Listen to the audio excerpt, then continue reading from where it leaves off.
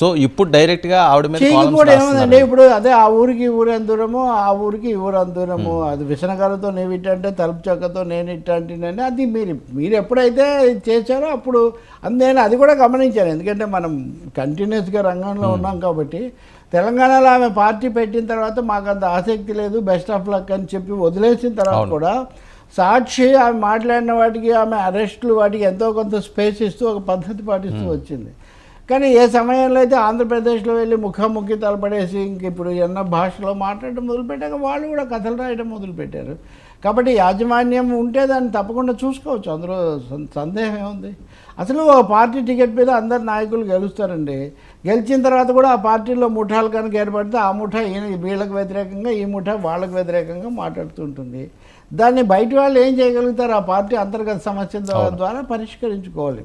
So నేను అనేది ఏంటంటే, ఈ చర్చలో ఆంధ్రప్రదేశ్ రాజకీయ అంశాలు వెనక్కుపోతున్నాయి. మీరు ప్రత్యేక హోదా గురించి 2 వాక్యాలు చెప్పి, ఈ తగాదాల గురించి మీరు 20 వాక్యాలు చెప్తే ఏం జరుగుతుంది ఇక్కడ?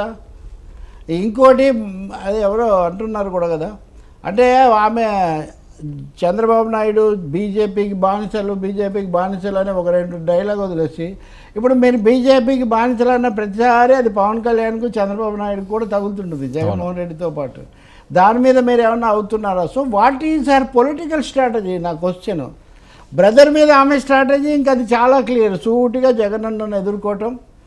ఆయన జగనన్న ముఖ్యమంత్రి అయ్యాక మారిపోయాడు, ఈ జగనన్న ముందటి జగనన్న కాదు.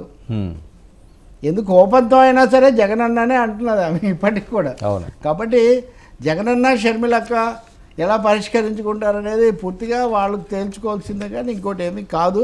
ఇప్పుడు చెప్పినవి తప్పకుండా మసాలాగా ఉంటాయి, ఫ్యామిలీ సెంటిమెంట్, ఫ్యామిలీ డ్రామాని బాగా పండిస్తాయి, రాజకీయాల్లో ఆసక్తి రేకెత్తిస్తాయి, అంతవరకు నిజమే. కానీ పొలిటికల్ మైలేజ్ ఏంటి అనేది నా క్వశ్చన్.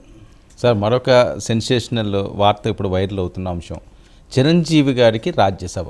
మొన్నే పద్మ విభూషణ్ ఇచ్చారు, ఇప్పుడు రాజ్యసభ సీటు ఆఫర్ చేశారు. సో అది ఆయనకి